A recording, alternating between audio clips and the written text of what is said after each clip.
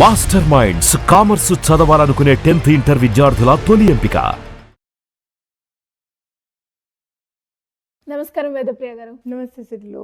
మనం ఎమోషనల్గా ఒక పర్సన్ని కనెక్ట్ అయినప్పుడు ఎలా కనెక్ట్ అవ్వాలి, వాళ్ళు మంచోళ్ళ చెడ్డోలా అనే దాని గురించి తెలుసుకున్నాం మేడం.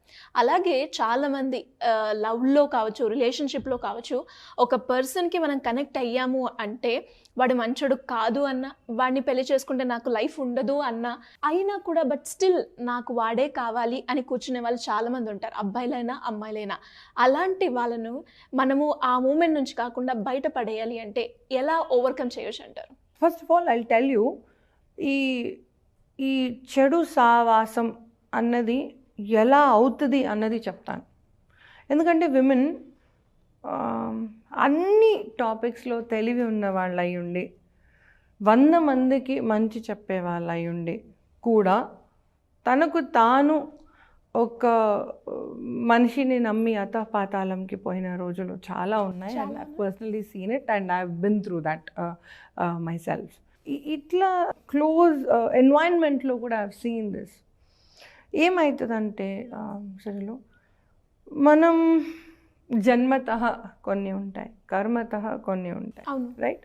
శ్రీరాముడు అంతటి వాడు 14 ఏళ్ళు బయటకు పోయింది తెలియందే కాదు. కర్ణుడంతటి వానికి లేని శాపం లేదు, right?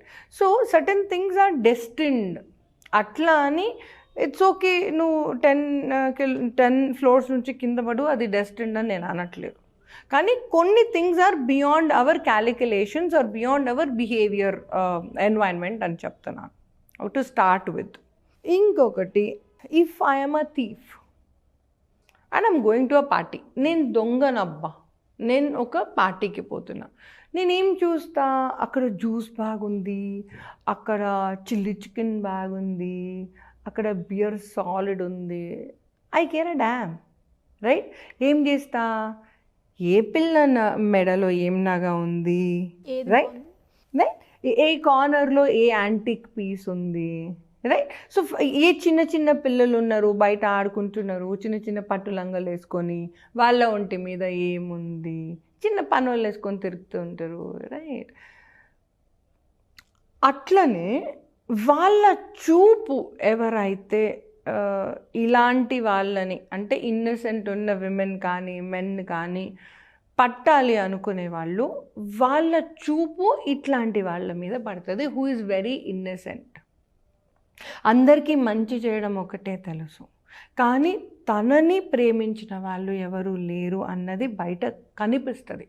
If you are hungry, if you are lonely, if you are feeling low, right? Specifically ఆడపిల్లలు అంత హ్యాపీగా ఉన్నా కూడా తనకంటూ ఎవరు లేరు అయ్యో అన్న ఫీలింగ్ టకా అని ఇంత పెద్ద పోస్టర్ లాగా కనిపిస్తుంది మన బిహేవియర్లో, రైట్? అందరూ కపుల్ పోతూ ఉంటారు అండ్ మనకి చివుక్కు అంటది, మన హస్బెండ్ నుండి కూడా మనతోని రాలేదు ఎట్లనో అనిపిస్తుంది. ఆ మూమెంట్ని వాళ్ళు నోట్ చేసుకుంటారు, అక్కడి నుంచి వాళ్ళు అల్లడం మొదలు పెడతారు. ఆల్వేస్ రిమెంబర్, మీ బలహీనత ఏదైతే ఉందో అది తన బలం అవుతుంది. That is where he knows that you are the target or she knows you are the target. ఆమెకి డబ్బులు కావాలి, చదివే కష్టం లేదు, చదవాలని అనుకోవట్లేదు, దానికి తోడు తల్లిదండ్రులు కూడా ఆడపిల్లలతో ఇట్లాంటివే సపోర్ట్ చేస్తారు. ఇట్లాంటి వాళ్ళు టార్గెట్ చేసేది పొద్దుననగా రాత్రి అనగా కష్టపడి పని చేసే మగవాళ్ళు అండ్ పైసలు ఉడాయించే పిల్లలు. అట్లాంటి వాళ్ళకి వీళ్ళు ఉన్నట్టుండి, ఓ మై గాడ్ మీ హెల్త్ ఎలా ఉంది, అలసిపోయారు, I wanted to help you, మీరు కూర్చోండి నేను వాటర్ తీసుకొస్తానంటే వీడు, అరే నా వైఫ్ ఎన్నడూ చేయలేదు, ఈమె ఎంత చేస్తుంది. ఆగాగనా in front crocodile festival Chiranjeevi garu అన్నట్టు, రైట్? 2 కట్ చేస్తే 2వ టైంకి వీడి ATM ఖాళీ చేసుకొని వీడి పీక మీద కాలు వేసి తొక్కుతుంటుంది దుర్గమ్మ లాగా, రైట్? ఆల్వేస్ రిమెంబర్, ఎవరి బారినైతే మనం పడతామో అది రాసి ఉండి పడతాం. ఇంతకుముందు నేను చెప్పినట్టు బిహేవియరలీ మన బిహేవియర్ బట్టి కూడా వాళ్ళు గెస్ చేస్తారు. అండ్ నెంబర్ 3, వాళ్ళు మొహమాట పెడతారు మిమ్మల్ని. ఆల్వేస్ రిమెంబర్, మిమ్మల్ని మొహమాట పెడతారు. ఎందుకంటే స్ట్రైట్గా పోయే వాళ్ళు, వాళ్ళకి ఈ కుచంద్రాలు అంటారు కదా, యు నాట్ లైక్ దాట్. పక్కోళ్ళని కిందకి తొక్కాలి ఎట్లా, ఆ కన్నింగ్ నేచర్ వాళ్ళకు ఉండదు. సో అట్లాంటి వాళ్ళని మొహమాట పెట్టేస్తారు. ఇట్లాంటి వాళ్ళకి you have to make sure that you have to be very assertive. No అనడం రావాలి. దీనికి ఒక కోర్స్ ఉంటుంది. You just call me, dial చేయండి, నేను మీకు టీచ్ చేస్తాను. ఈ కోర్స్ చేసినప్పుడు ఏమవుతుందంటే నో అని చెప్పడానికి తడబడుతున్న ప్రాణాలకి తీయగా నో అని చెప్పడం ఎలా అన్నది ఐ విల్ టీచ్ యూ.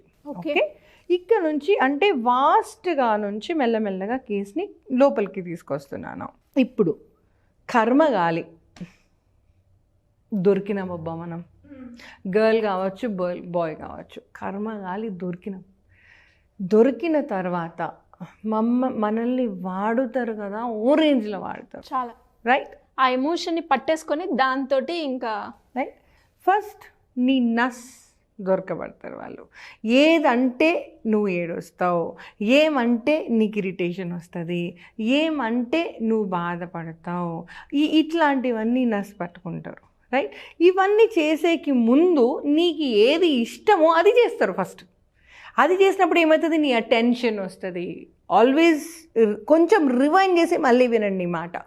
నాకు ఏది ఇష్టమో అదే వాళ్ళు ఎగ్జిబిట్ చేస్తారు, కానీ వాళ్ళు అది అని నేను అనట్లేదు. They portray the boy you want, they portray the girl you want.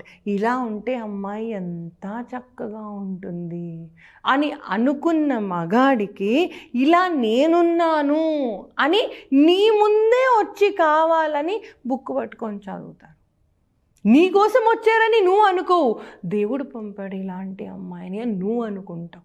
But this is actually a drama, a screenplay.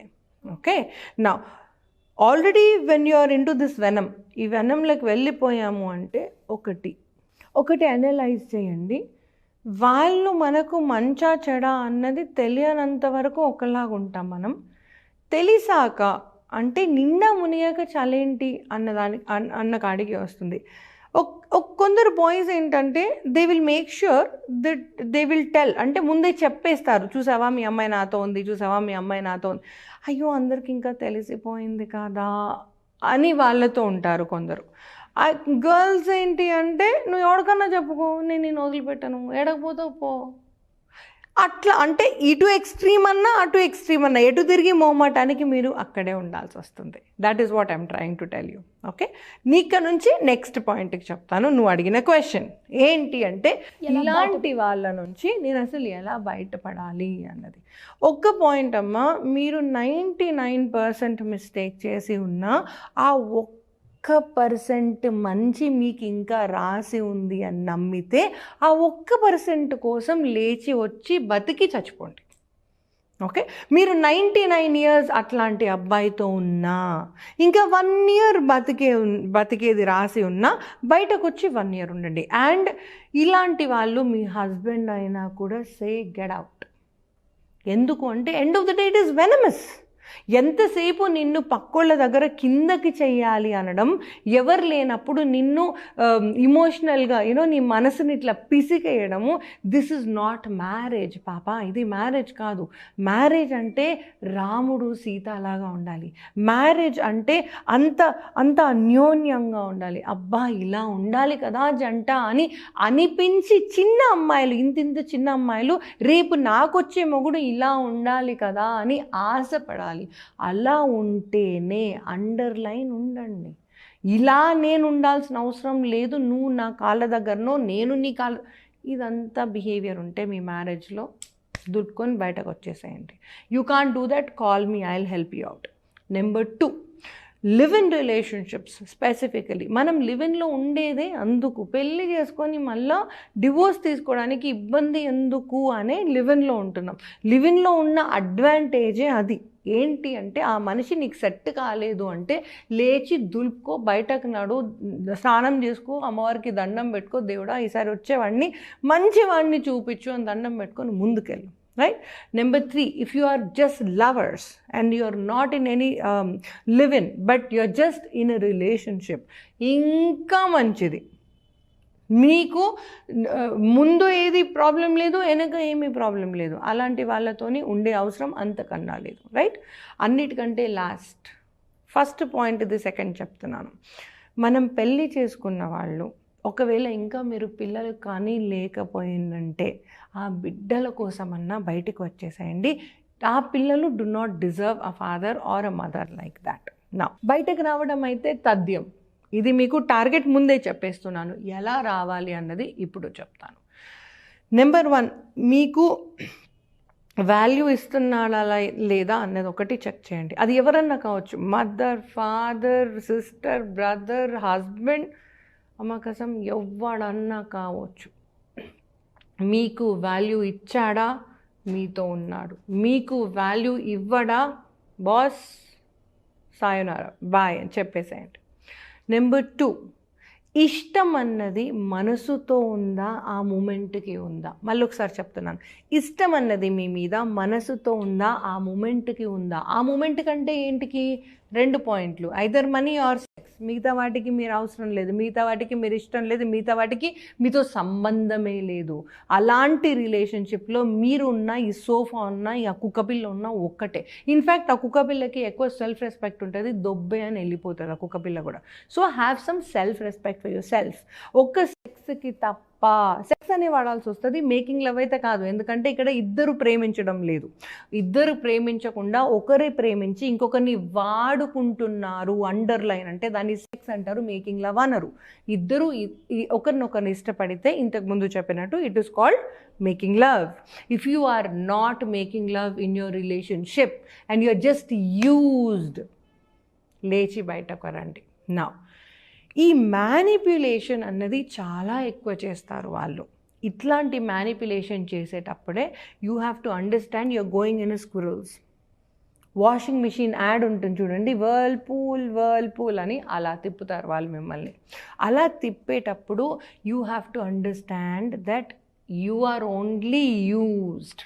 Okay, బయటకి రావాలి అన్నప్పుడు ఎప్పుడు కానీ ముందే చోకన్నా చేయకండి. నేను వెళ్ళిపోవాలనుకుంటున్నాను, నేను ఇక్కడ ఉండను అంటే 2 ఆప్షన్స్ అండి, ఆ అబ్బాయికి కానీ ఆ అమ్మాయికి కానీ.